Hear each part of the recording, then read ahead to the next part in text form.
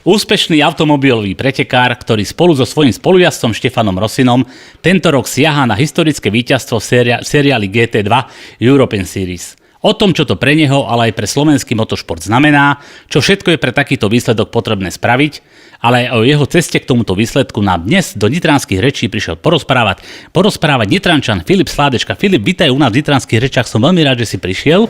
Zdravím vás všetkých aj poslucháčov.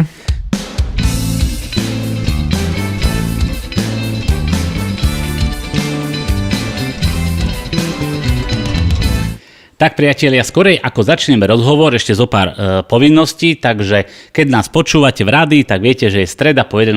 hodine, čo je premiéra, alebo repríze máme stredu po 18. hodine, alebo štvrtok po 18. hodine na rádiu v Nitre, čiže 105,4 MHz. Ako možno viete, možno nie, už si všetky tieto relácie môžete vypočuť aj tak, že si kliknete na web rádia v Nitre a tam tých všetky nájdete v kolónke Nitranské reči. Alebo vy, ktorí viete, ktorí nás chcete vidieť, nás dvoch mladých mužov, tak si to môžete pozrieť na YouTubeovskom kanáli Nitranské reči, alebo si to vypočuť cez rôzne podcastové platformy. No, dobre, ja som si teda splnil to, čo som chcel. Dobre, Filip, poďme si najprv povedať ten úplný základ, že čo to vlastne tá séria GT2, aký to je vlastne pretek. Ja sa pýtam preto, alebo aký to je závod, lebo možno, že väčšina ľudí si povie, že tak auta, tak pozná to možno tú formulu, možno pozná nejaký rallycross. Čo to teda je táto GT2? Tak ono v podstate jedná sa o preteky automobilov na okruhu. Ako si už spomínal, teda je to európska séria, takže jazdíme po celej Európe a GT2 znamená v podstate auto špecifikácie GT2. GT2 sú nejaké pravidlá, podľa ktorých je vlastne vyrobené, vyšpecifikované to auto, sú potom GT3, GT4 a každé majú v podstate svoje špecifika, pravidlá, podľa ktorých sú postavené a v podstate pretekajú v tej danej kategórii. Čiže čo GT1, GT2, GT3 znamená, že každý je niečím odlišené. Áno, hej? Dobre, táto GT2 je nejaký taký nový, hej, pokiaľ len závod, či už tu boli to zo pár rokov, alebo ako to presne je, prosím ťa? Áno, je to v podstate relatívne nový šampionát, v podstate taký najpopulárnejší GT3, ktorého som sa zúčastňoval XY rokov dozadu. A v podstate tento formát GT2, ako si spomenul, začína, rozširuje sa. Teraz priznám sa, úplne neviem, že kedy v podstate vznikol, ale je tam prísľub vstupu vlastne na budúci rok niekoľkých nových automobiliek, takže by to malo zase nabrať na zaujímavosti. Dobre, no teraz aby sme vlastne objasnili ľuďom, ktorí to počúvajú, že teda ty si začal tento rok, si vlastne so Štefanom Rossinom, ktorý teda je asi, neviem, ten hlavný jazdec, vy ste vlastne dvaja v tom vozidle, teda v tej posádke, nie že vo vozidle, v tej posádke. No ty si sa tam dostal tak, že ako nejak miesto niekoho, či ako to bolo? Trošku nám to povedz. Tak v podstate to začalo úplne nevinným telefonátom, že mi Števo zavolal. Veľa vecí začína nevinným telefonátom. No, že teda uvoľnilo sa miesto v tíme, lebo jeho v podstate kolega mal nejaké zdravotné problémy, takže sa nemohol zúčastniť závodov, najbližších teda. Mal to byť v podstate záskok len na jeden závod, ale v podstate sa nám hneď prvý závod podarilo vyhrať. To bol Red Bull Ring. To bol Red Bull Ring, áno. A akoby v druhom závode boli nejaké chyby z našej strany, možno tímové, nepodstatné. Tam myslím si, že sme skončili nakoniec celkovo štvrtý. Ale v podstate celkovo ten víkend vypálil veľmi dobre, ukázali sme svoju rýchlosť, teda aj v podstate Števo, však na ňo sú už zvyknutí v tíme, tam ide, myslím si, že 3. rok. A tým nejakým spôsobom ma oslovil teda, že či nechcem pokračovať do konca sezóny, že vlastne oni toho jeho kolegu nejaké auto mu zoženú mu tiež nejakého druhého jazdca, s ktorým bude pokračovať, pretože so Števom tvoríme vynikajúcu posádku rýchlu. V podstate formát závodu je taký v skratke, že trvá 50 minút, striedajú sa tam dvaja jazdci, v podstate povedzme v polovici závodu a býva tak, že v podstate jeden je horší jazdec, jeden je lepší jazdec, nazvem to gentleman, ten horší, ale u nás my sme v podstate dosť vyrovnaní, tým pádom máme na to, aby sme v podstate vyhrávali, treba tam určite troška aj toho šťastia. Nie je to úplne také jednoduché, jak sa možno že zdá, ale tým, že sme v podstate obidva rýchli, tak tým bol spokojný s výsledkom na Red Bulle a teda oslovil ma v pokračovaní do konca sezóny a dobre, a vlastne Štefan, keď ťa oslovil, pretože vy ste už predtým spolu aj indi závodili, že? Niekedy v minulosti. Áno, my sme boli v 2013 v podstate v Baku. To bolo svetové finále, to nazvem, GT3, už spomínaných teda. A tam sme, myslím, dopadli na 6. mieste, čo sa týka svetového finále, takže 6. miesto na svete. Myslím si, že je výborný úspech pre slovenskú posádku. Dobre, čiže vlastne tak teraz ste na to nejak nadviazali, alebo teda pokračujete v tom. Ja som sa chcel ešte vlastne presne popýtať, že aby si povedal našim počúvačom, že vlastne ten závod trvá 50 minút, aby sa niekedy v polovičke vymeníte? Alebo ako to? Áno, tam je v podstate okno 10-minútové od 20. do 30. minúty, kde človek môže teda vystriedať toho druhého jazdca. Tam už podľa stratégie tímu, prípadne nejakého safety caru, alebo keď je jazdec brzdený, alebo teda má voľnú trať, má rýchlosť, tak ho tam nehajú o niečo dlhšie. Zas opačne, keď je brzdený, tak ho stiahnu skôr, vystrieda sa a tam v podstate ide aj o tie pitstopy. Že tam dokážeme získať nejaký čas. Je tam predpísaný v podstate minimálny čas kvôli bezpečnosti, zapásaniu sa, aby toto všetko prebehlo, aby to nebolo len o tom, že človek sadne do auta a páli nepripútaný. Takže je to tam všetko v podstate nastavené, ale teda vždycky je čo pokaziť pri tom pitstope, lebo však je to časovo náročné a nazvem to stresujúce. Áno, adrenalín jedno s druhým, ten, čo vystupuje z auta, ten, čo nastupuje do auta. Takže je to taká troška hra nervov. Čiže dá sa, aj keď je ten minimálny čas predpísaný, dá sa tam získať nejaký čas. Jasné. No čiže vlastne teraz si spomenul, to je taká tá tímová réžia, jak to teda býva aj vo formuli, čiže takisto tam ten tím určuje, že kedy, čo, jak to vypadá najlepšie a podľa toho sa asi zariaďujete, áno? Áno, v podstate áno, spreduje sa priebeh toho závodu a teda určuje sa stratégia na nazvem to ten druhý stint alebo stint toho druhého pilota. No, ty si spomenul teda, že si naskočil do posádky v tom Rakúsku, Red Bull Ringu, ale ešte takto na upresnenie, vlastne každý pretek je víkend, čiže za ten víkend sú 2 preteky, tak? Či jeden je to, alebo ako to je? Áno, každý víkend bývajú v podstate 2 preteky. Funguje to asi nejak tak, že sú 2 závody, nazvem to závod 1, závod 2. Do závodu 1 si vyjazdí štartovú pozíciu v kvalifikácii jazdec 1 a do závodu 2 takisto v podstate jazdec číslo 2. Čiže za víkend urobíte 2 regulárne preteky, kde získavate body. Dobre, povedz nám prosím ťa, koľko je tých pretekov v sezóne? Koľko je tých? Tento rok je v podstate 6 víkendov. Ja som prvý víkend nestihol, ale v podstate už nastupujem pravidelne od toho, nazvem, druhého víkendu. Potom bola čo, talianská Simsa? Misano. Misano, som povedal inak dobre. Tam ste ako dopadli? Tam sme dopadli prvý závod na 2. mieste. Tam nám troška zhatili šance na víťazstvo súperi, respektíve safety car. Tam je to zase o tom, jak som spomínal, že sme obidvaja rýchli, čiže dokázali sme si vyjazdiť nejaký náskok, kdežto súperi za nami možno majú rýchlejšie auta, ako na ktorých trati, a každej trati v podstate vyhovuje iné auto. A v podstate my sme boli dobiehaní, čo sa týka pozície druhej. Myslím, že to je Nor. Ten nás dobiehal v podstate. Áno, na tom Brabhame.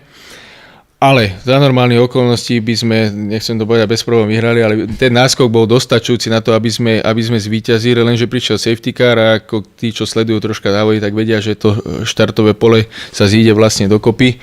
A v podstate ostali nám 3 kola do konca, Števo to 2 kola držal, respektíve takmer 2 zatačky pred koncom nás v podstate predbehol, ale tak sme vedeli, že to je neúnosné, to by bol taký malý zázrak, ale aj druhé miesto je perfektné. My v podstate máme zámer dopadnúť čo najvyššie v šampionáte, čiže ide nám troška aj o body, čiže neriskujeme úplne v tých súbojoch na to, aby sme vypadli nejaký závod a v podstate mali 0 za ten závod. Ja som tam dokonca čítal, že vlastne Štefan sa vyjadril, že nechcel vám vyslovene riskovať, lebo že tam hrozilo, že by mohli obidve posádky vyletieť, kebyže ide tak, že radšej zvolil takéto, že radšej teda druhé miesto, je to určite lepšie ako nemať nič. Tak správne, je to o tých bodoch, keďže sme zameraní na ten celkový šampionát. Samozrejme. No a ešte ďalšia otázka, koľko takto posádok vlastne funguje v tomto preteku?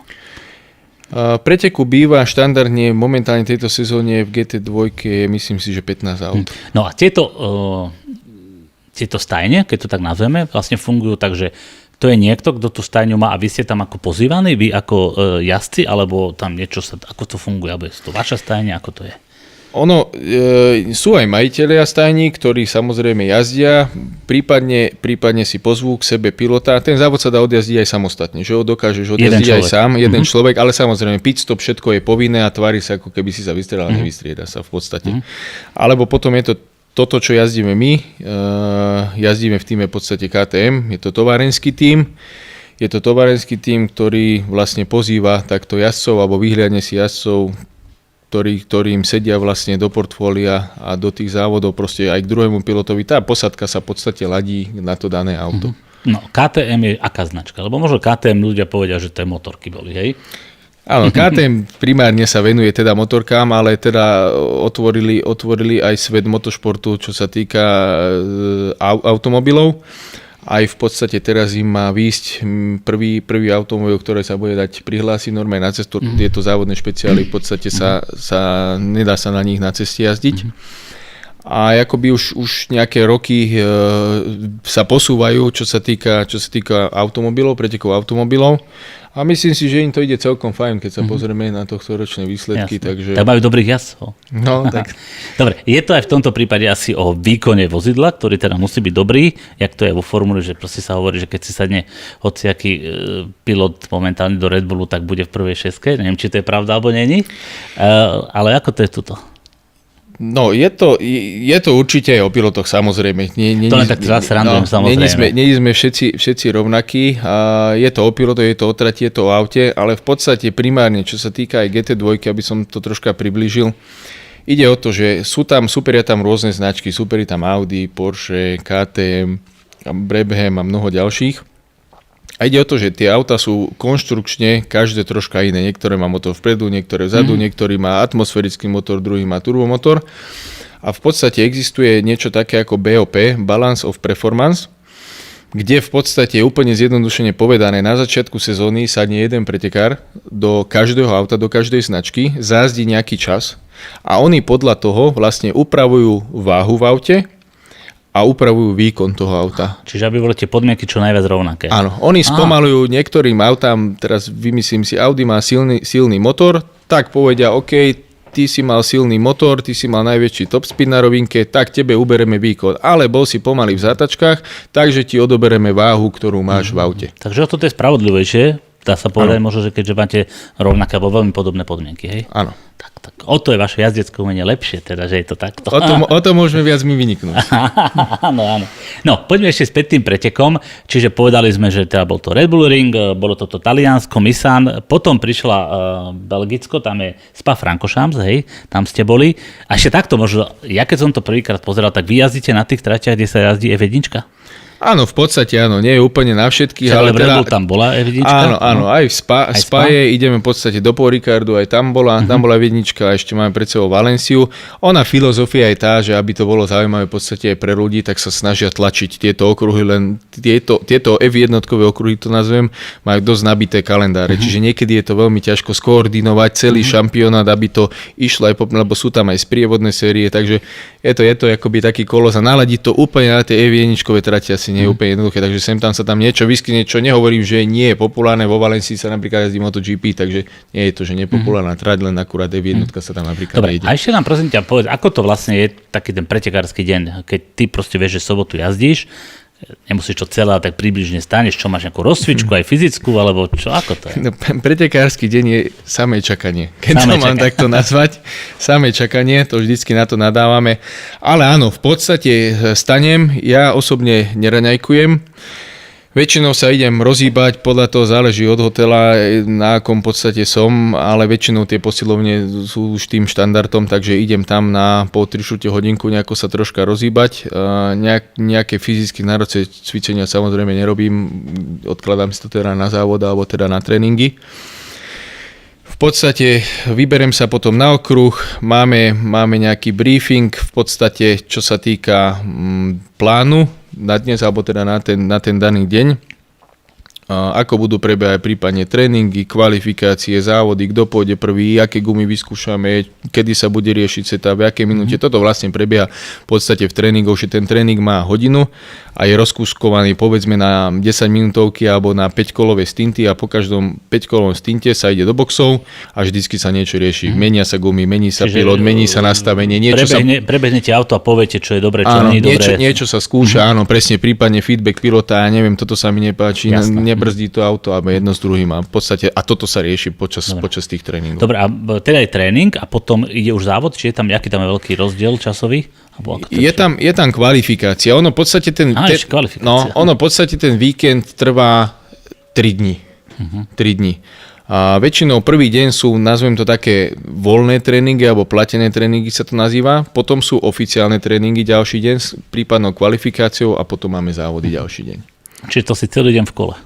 Áno, v podstate áno. Celý deň som v podstate na okruhu a čakáš. A to je to, čo hovorím, že presne je to o tom čakaní. Povedzme, máme niečo o 9 ráno a stane sa, že to si hodinku odjazdíme do 10 a do 5 tam sedíme. No a ešte posledná otázka v tejto úvodnej časti. Ako je dôležité pre toho pretekára závodníka, aby bol v dobrej fyzickej kondícii? No, je to veľmi dôležité. Už len keď si zoberieme, máme na sebe nehorlavé prádlo a v podstate závodný overall, ktorý je takisto nehorlavý. Keď to troška priblížim, keď je tak 5-10 stupňov vonku, vtedy je v tom overalle, že dobre, vtedy mi v tom nie je teplo. Ale to asi často nebýva. To často nebýva, samozrejme, keďže sa závodí prevažne teda v lete, alebo ktorá začína sa na jar, končí sa na jeseň. Ale s tým, že keď býva zhruba, 35 stupňov vonku, tak to aute dokáže byť 60-70 stupňov. Čiže stalo sa mi, že som sa zúčastnil 6-hodinového závodu a v podstate auta tejto špecifikácie vydržia jazdiť zhruba hodinu. Zhruba hodinu to vychádza kvôli benzínu, ale stalo sa to, že sme dostali defekt v nejakej 30. minúte, 35. a povedali mi, OK, buď budeš pokračovať, vyhovuje to, čo sa týka taktiky 6-hodinového závodu, lebo tam sa v podstate rátajú aj zastávky, aj všetko. A sedel som hodinu 50 v aute a vystúpil som o 3,5 kg ľahší. Vypotený. Takže kto chce schudnúť, nech sa stane automobilovým pretekárom. Tak môže byť. Dobre, priatelia, máme tu koniec prvého nášho vstupu, takže my si dáme prestávku, aby tam Michal si mohol dať tie svoje reklamy. A pokiaľ vás táto naša téma o tom, ako sa závodí na veľkých závodných okruhoch, na skutočných autách, tak nech sa páči, po krátkej prestávke sme tu späť. Mojím hosťom je Filip Sládečka a budeme počúvať ďalšie časti bližšie o závodoch, ale trošku si povieme možno aj o Filipovom súkromí, alebo ako to vlastne funguje v týchto amatérských, profesionálnych tímoch. Uvidíme, to sa dozvieme po prestávke.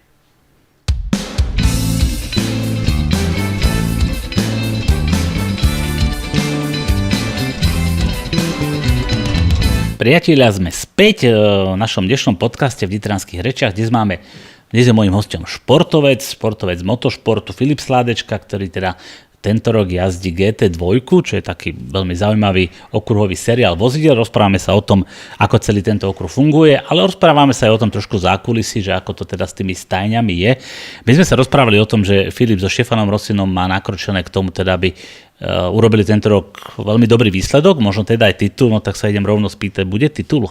To je ťažko povedať, ešte sú 2 závody do konca, ale tak samozrejme spravíme všetko preto, aby sa to podarilo. No a teraz 2 závody, to znamená ešte 2 víkendy, teda tak? Áno, v podstate 2 víkendy, 4 závody. No tak. A kde budete jazdiť, kde ešte sú závody? V podstate v polke septembra nás čaká Valencia, Španielsko a niekde v polke októbra, čo je vlastne posledný závodný víkend, Paul Ricard v jednotkový okruh vo Francúzsku. Dobre. No a jak ste teraz na tom s bodmi? To ešte povedzte. Momentálne sme na tom s bodmi, že sme na 3. mieste, len tam je taký troška zložitý bodovací systém. A v podstate tým, že tam jazdia aj gentlemani a tí gentlemani sú teda náchylnejší na chyby v závodoch, povedzme. Tak je tam taká benevolencia zo strany promotéra, alebo teda celého šampionátu, alebo také sú pravidlá, že v podstate jeden závodný víkend sa škrtá, kde je vlastne najmenší bodový zisk. Najhorší. No. Čo v podstate aj mne akoby celkom vyhovuje, pretože prvý závodný víkend som vynechal a tým pádom má pre mňa význam pokračovať. V celom šampionáte. No počkaj, teraz hovorí, to sa netýka ako posádky ako také, to sa týka jednotlivca, keď si teraz povedal, že či ako teraz tomu nerozumiem. Keď si povedal, že... To sa týka jednotlivca, lebo môže sa stať, že jeden závodník, napríklad jak Štefan Rosina, prvý závod odišiel s nejakým Rakúšanom, druhý závod odišiel so mnou. Tým pádom ja nemám rovný počet bodov so Števom Rosinom napríklad, lebo v prvom víkende závodnom získali, 8 bodov, vymýšľam. Aha, čiže takto. Dobre. No, poďme teraz ešte do také tie technikálie, že aká je najvyššia rýchlosť na okruhu? V tomto GT2.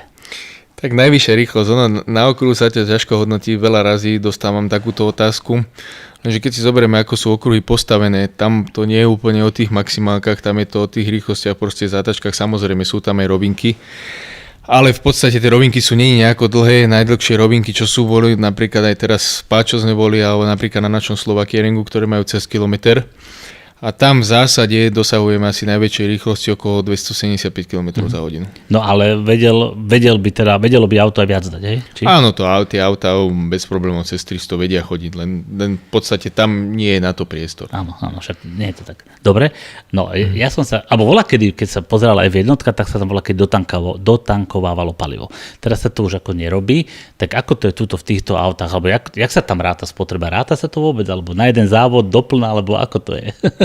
Áno, samozrejme, vyrátáva sa spotreba, lebo v podstate, ako som spomínal už predtým, že v podstate tie autá sú dovažované a každé kilečko v podstate navyše človeka spomaluje, teda je to aj troška na jazdcoch.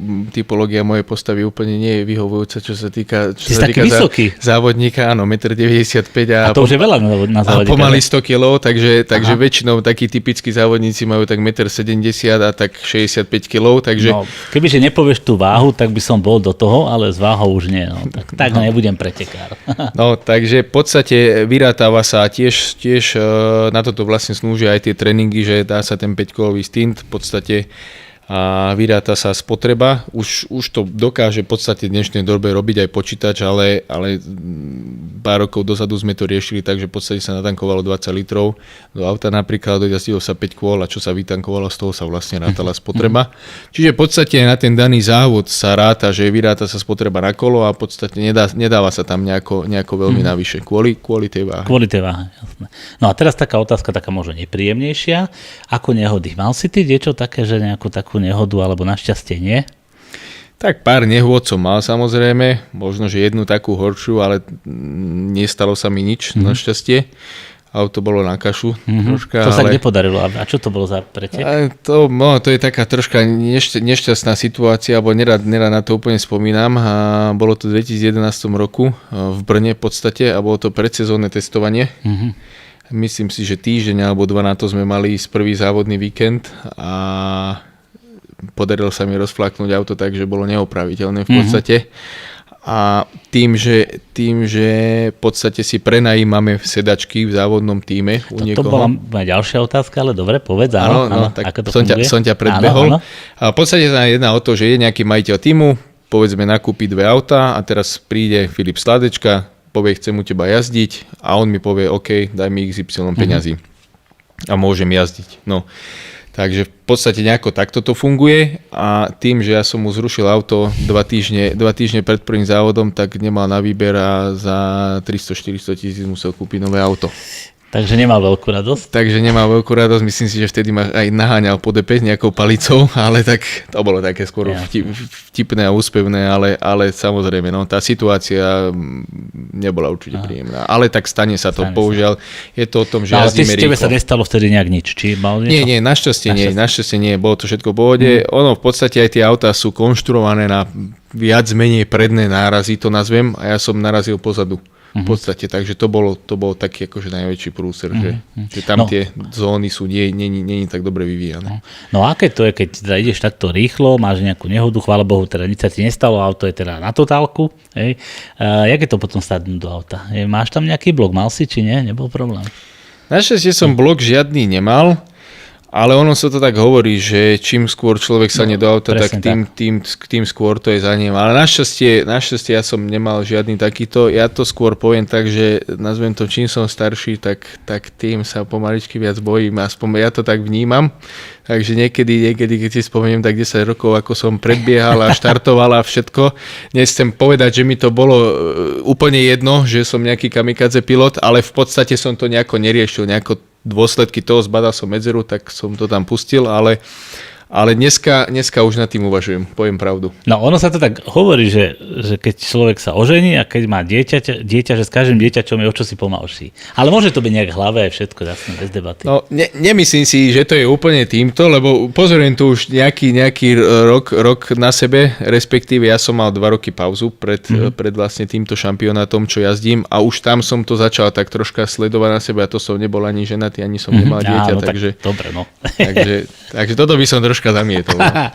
Dobre, poďme ale necháme už GT2, tak v podstate si tam povedal čo ako, samozrejme budeme držať palec a určite sa budeme potom tešiť, keď to bude výsledok, tak toto zase nejak dáme, aby naši počúvači vedeli, ale poďme sa teraz spýtať, a chcem sa teraz spýtať, že aké boli začiatky? Ja viem, že vy ste vyrastali aj s bratom teda v rodine závodníka, hej, otec jazdil do vrchu, že Juraj, dobre hovorím? Áno. Čiže vy ste asi vyrastali od mala pri autách. Čiže asi nejaký iný šport nepripadal do úvahy, či? No, nie je to úplne celkom tak, lebo netrafil si. Nie, je to tak, že v podstate otec začal závodiť v 2004 roku. V polovici, nazvem to. Tak mňa ako chlapca samozrejme auta, vždycky toto ma ťahalo nejakým spôsobom, tak som s ním chodil na závody. A v podstate minimálny vek pre závodenie do vrchu bol 16 rokov. Takže ja som si musel počkať do 2006 roku a tam som v podstate začal jazdiť. Aha, takto. No a ty keď chceš jazdiť, víš, čo som sa chcel spýtať, alebo kdokoľvek keď chce jazdiť, musí urobiť nejaké skúšky niekde, alebo si môže hocik dosadnúť za ten volant? Nie, nemôže si hocik dosadnúť, samozrejme tam platia pravidlá, vlajky, je tam kopec vecí, čo treba vedieť, ako sa správať na trati. A v podstate je normálne školenie a nazvem to test alebo skúška, na základe ktorej sa potom vydáva licencia. Čiže no. A tá licencia potom už nejak platí, alebo keď ideš do nejakého vyššieho preteku, tak musíš niečo viac? Áno, ona tá licencia sa v podstate obnovuje bez akýchkoľvek školení, keď človek obnovuje licenciu každý rok, takže sa počíta s tým, že teda asi niečo jazdí. A samozrejme sú odstupňované tie licencie, povedzme ABCD, nejako takto je to. A keď chce človek ísť vyššiu sériu, napríklad túto európsku, tak ja keby som začal jazdiť tento rok, že si poviem, že idem európsku sériu, tak ju nemôžem ísť, lebo nemám dostatočný počet štartov, napríklad na Slovensku, alebo teda v rámci strednej Európy to nazvem, tak sa to u nás hodnotí, keďže na Slovensku máme len jeden okruh, takže tam ten človek by asi nenazbieral potrebný počet štartov. A tam v podstate, ako zbieram tie štarty, národné, potom medzinárodné, tak v podstate tam sa úroveň tej licencie zvyšuje. Dobre, čiže licenciu teda máš, no ale teda, tak ty si vlastne začínal, že do vrchu, tak? Dobre som to pochopil. Áno. Čiže neboli motokári? Nie, nebolo nič. Ja som taký zase netypický v tomto, že som začal v 16 rokoch neskoro, ale ja hovorím, nikdy nie je neskoro, keď to človeka baví. Tak nikdy na to nie je neskoro. Nie, motokári nie, aj som to skúšal, priznám sa, môj brat jazdil motokári. Aj samo, aby možno ľudia vedeli? Jasné, samo. A s tým, že zase, ako som spomínal, mám 1,95 m a trčím z tej motokári ako anténa s prepáčením a motokára je v podstate o tom mať čo najnižšie ťažisko položené, čo u mňa samozrejme neplatí, čiže v tých motokárach sa mi nejako ani nedarilo, ale ani som to neskúšal nejako závodne, ja som išiel vždycky formou tých aut. No dobre, ty teda tak začal si do vrchu, potom postupne si čo všetko jazdil? Viem, že bolo viac takých, jednak si vravel, že dá sa kúpiť tá sedačka, ale potom vlastne máte aj váš tím, hej, prosím ťa povedz, jak sa volá váš tím, aby sme presne vedeli. Áno, náš tím sa volá Sladečko Motošport. No, veľmi jednoducho, hej. Dobre, ale teda vy ste mali, kde si ešte jazdil, aké ešte závody, alebo aké preteky, alebo aké seriály možno? Tak v podstate, ako som to už spomínal, išlo to v podstate národné závody, respektíve Zódna Strednej Európy sa to volá. Takže tam som v podstate začínal, ono je to tak, že človek, ktorý nemá 18, nemôže ísť ani kategóriu, keď to bolo, že do 2 litrov a na 2 litre, to je to v podstate objem motora. A to je kvôli výkonu? Áno, kvôli výkonu, čiže tým, že som nemal 18, tak som musel jazdiť kategóriu do 2 litrov, neskôr už, jak som dovršil 18, som prešiel samozrejme kategóriu na 2 litre. A potom sa prešlo na európske šampionáty a tak jedno s druhým. Tak sa pokračovalo akože ďalej a vyššie a lepšie šampionáty. No ale vy ste mali aj svoje vlastné také parádne auto, že? Lamborghini? Áno, mali sme. Či ešte máte? Nie, už nemáme, predali sme ho, bohužiaľ, kvôli teda covidu, lebo nikto nevedel, čo bude, ako bude a auto v podstate, keď stojí, tak je to veľmi zlé pre to auto a potom riešiť všetky tie choroby jeho. je veľmi zložité, takže sme sa rozhodli, že ho predáme, mali sme nejaké investičné príležitosti, takže sme sa rozhodli s týmto smerom a v podstate kúpiť auto nie je problém kedykoľvek, keď sú na to peniaze, takže mali sme nejakú takúto... No a vy ste mali teda Lamborghini, hej, a teda vy ste aj si jazdili nejaký pretek Lamborghini zvlášť, alebo ste v nejakej takej celkovej kategórii? Áno, my sme v podstate auto dostali v polke 2018 roku, to nazvem. A ako novo vzniknutý tím, pochválim sa pod mojou teda záštitou, alebo teda, že som to celé organizoval a ja som sa to... Kľudne sa pochvál, na to sme tu. Ja chcel som povedať tým, že som sa to potreboval aj naučiť, takže sme išli v podstate preteky zóny strednej Európy, čo sú možno, že menej náročnejšie troška na konkurenciu a na pravidlá, na toto všetko. Takže tam aj ten tím v podstate sa potreboval zohrať mechanici jedno s druhým. A 2019 sme tiež odišli v podstate celú sériu zóny strednej Európy s tým, že sme išli v Spa, jeden závod Lamborghini Super Trofeo, čo je v podstate šampionát týchto aut, vyslovene týchto aut, kde v podstate musí mať človek do šrobíka všetko rovnaké s ostatnými autami. Tiež mám odtiaľ takú príhodu, mali sme troška prerobený volant kvôli teda mojej výške a mali sme to prerobené našimi šrúbami a matkami. A prišiel som je tam také technické preberanie, sa to volá, tam vlastne kontrolujú to auto, či je všetko tak, jak má byť, či sú nie na tom nejaké úpravy, to je to, čo hovorím, že musia byť presne tie auta a normálne nás odtiaľ vyhodili, že tam mám nejaké cudzie matky, tak mi predali za neviem koľko peňazí, strašne drahé boli tie matky, si pamätám, ale teda musel som si to prerobiť presne na matky, kde bol znak Lamborghini. Aha, no pekne. No dobré, a teraz to auto, keď si ty kupovala, to nie je asi takéto, že bežné Lamborghini, to, že upravené pretekárske, alebo to je bežné? Áno, to je presne, to je závodný špeciál na okruhy. No a na tom, kebyže ideš von, to vôbec môžeš ísť na testy? To vôbec nie. To vôbec nie. Takže to je také, ako má to svetlá, smerovky, všetko v podstate. Ja som to videl, spätné zrkadlá, všetko. Vyzeral úžasne inak. Všetko, ale v podstate na cesty sa s tým nemôže ísť, no len zase by som si pozrel, akí policajti by ho na tom chytili. No. No, to je pravda. Dobre, priatelia, takže máme za sebou druhú časť dnešného rozhovoru. No a v tretej časti sa dostaneme zase trošku viac, možno, že do súkromia uvidíme. Porozprávame sa ešte aj o inej činnosti, ktoré rodina Sládečkovcov vyvíja trošku pri športe, ale teda o tom až ďalšej časti.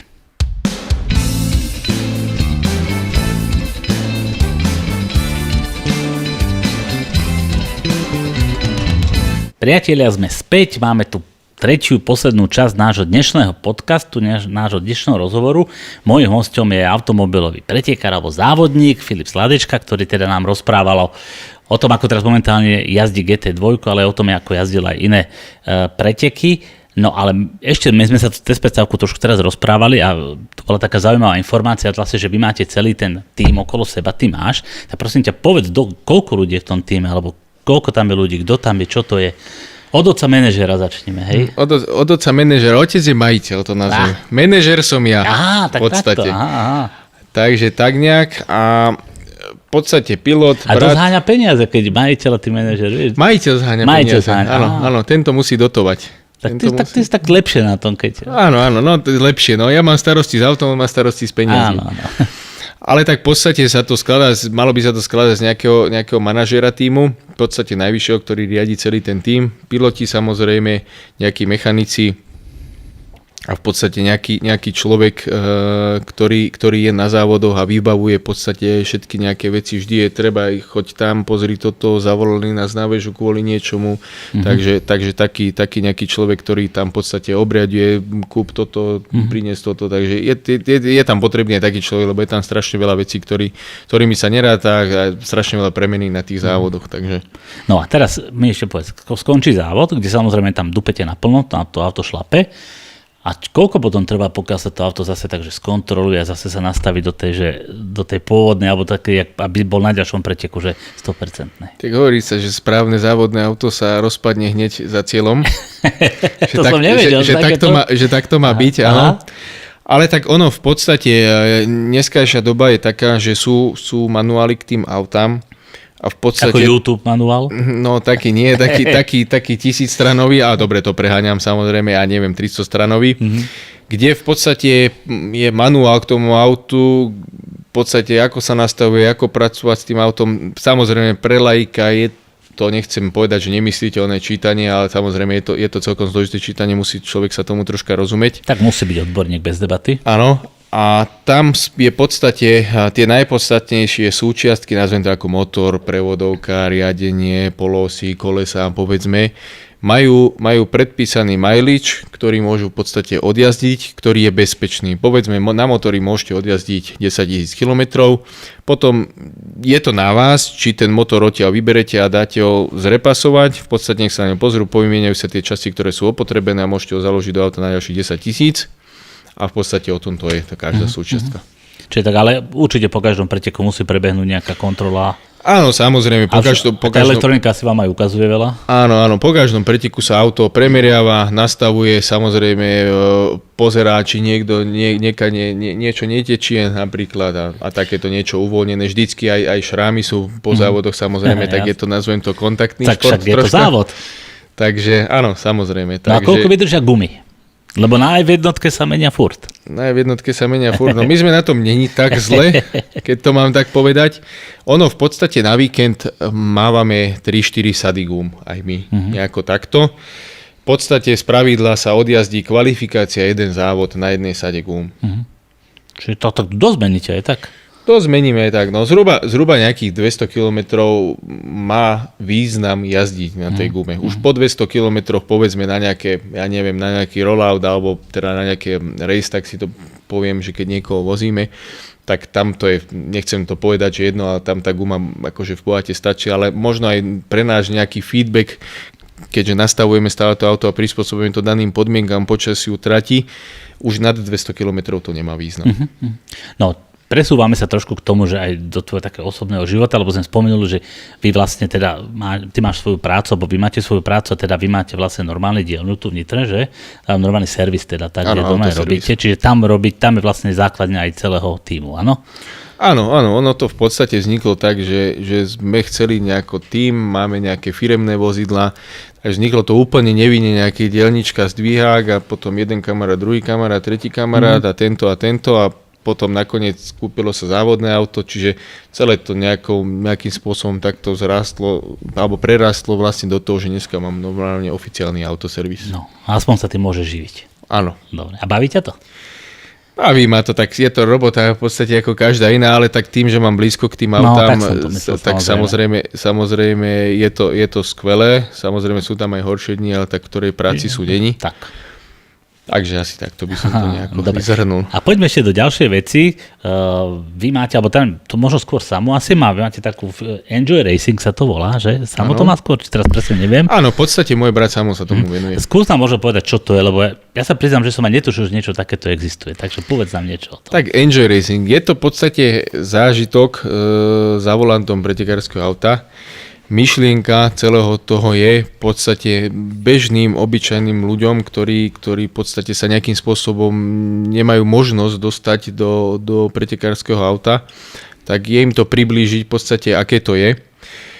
V podstate koncept toho celého je, prenajímame si v letiska v Čechách a na Slovensku, s tým prinesieme tam formule a také auto špeciál Ariel Atom, neviem, či si to o tom počul. Videl som dnes len na stránke, čiže... Je to v podstate, len v krátkosti to približím, anglické auto, má zaujímavé parametre, má 520 kg a 310 koní, bez akýchkoľvek pomocníkov, čo sa týka ABS alebo ESP. Také surové. V podstate áno, závodné to nazvem. A máme dve formule špecifikácie F4, ktoré majú okolo 180-200 koní približne a váha tiež nejakých 500-600 kg. No.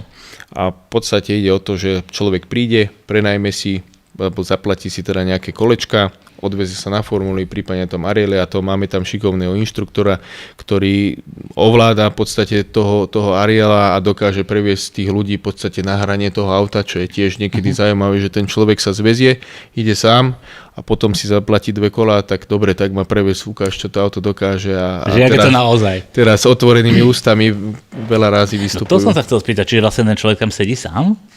Áno, vo formuli sedí sám, keďže je jednosedadlová, takže tam sedí sám v podstate. No počkaj, no až tá formula ide rýchlo, to tam však nabúram na tom, nie? Ide rýchlo, no, tak v podstate dostane inštruktáž a teda musí sa nejako správať troška na tej trati. No a ten adrenalín, keď začne, vieš. Tak je to, no niektorí ľudia začínajú od spodu, tak by sa malo začínať, niektorí ľudia to hneď prežili na začiatku, ale za tým, že sme na letisku, tak tam v podstate, aj keď vyletia do traje, väčšinou sa nič nestane. A je to niekedy dobré, že tá formula im dá troška po prstoch a potom troška zvonia. A teda, tam je podstata tá, že užiť si to som v kokpite, vidím kolesa pred sebou, tie pedály, to všetko, volant, proste je to o inom, čo človek nezažije v aute, takže na to by sa mali hlavne ľudia sústrediť, nie na to teraz, že chcem ísť rýchlo, lebo v podstate tá trať je tam vybudovaná z kuželov, ale tak bavíme sa o tom, že sme na letisku stále. Čiže zaží tam ten adrenalín toho závodenia, jak sa ten... Tak to priblíženie, v podstate ten posed, to je také zaujímavé, príľba jedno s druhým, že... Videl som, že k tomu robíte aj video, sa dá k tomu všetko, taký nejaký záčitok z toho. No a keď ty si spomenul, že s inštruktorom, to znamená, že v ktorom sú dvaja, alebo ako to je? V tom Arieli Atom. Ten je dvojsedadlový v podstate a tam dokážete zaplatiť si jazdu ako race taxi. Dobre, čiže človek, keď do toho teraz sadne, tak si myslí, že wow, jak super mu to ide, a keď si sadne s tým inštruktorom, tak pochopí, že jak to ide naozaj. Hej? Tak nejak. Ten mu otvorí oči, ale nie, tak sú tam chodí tam aj kopec ľudí, ktorí idú veľmi dobre. Dobre. Čiže môže tam byť hoci, kto to má vodický preukaz? Áno, je to v podstate úplne jedno, len ide o to, že sme tam troška limitovaní výškou, váhou. Človek mojej postavy si tam v pohode sadne do tej formuly, do toho Ariela, ale mali sme tam už aj ľudí, ktorí mal, 20 a už to nebolo úplne komfortné, ako dá sa na tom zviesť, je to aj o tom človeku troška, či chce, či nie, ale nie je to úplne ten komfort. No dobre, a je o to záujem takto? Ja si myslím, že je na Slovensku aj v Čechách, zatiaľ je to fajn, mávame zhruba nejakých 10-15 víkendov do roka, v podstate odjazdených, kde odjazdíme nejakých možno, že 100-150 ľudí za víkend. Fú, tak to je paráda. Takže... To sú veľké čísla asi. Áno, je to fajn. No dobre, tak nech sa darí. Ďakujem. Dobre, poďme ešte teda možno, máme tu záver, veľmi rýchlo to dnes prebehlo. Prosím ťa, no tak cieľ je teraz teda, čo, vyhrať tú GT2, vráťme sa k tým počiatkom, hej? Je taký cieľ? Alebo bedňa? Nechcem to hovoriť nahlas, samozrejme ambície sú najvyššie, sme závodníci, takže vždycky chceme vyhrať, ináč by to nemalo význam, keby nechceme vyhrať, ale tak nechcem to povedať, že to víťazstvo je priorita. Je to v podstate priorita, ale tak tá bedňa je samozrejme, hovorím, tam už treba troška aj toho šťastia, lebo niekedy aj technické problémy jedno s druhým zasiahne do toho nejaká vyššia moc, to nazveme. No dobre, a na budúci rok sú nejaké plány, či sa uvidí po sezóne? Zatiaľ sú není, presne, uvidí sa po sezóne, uvidíme, čo mi povie KTM-ko, či ma oslovia s nejakou ponukou.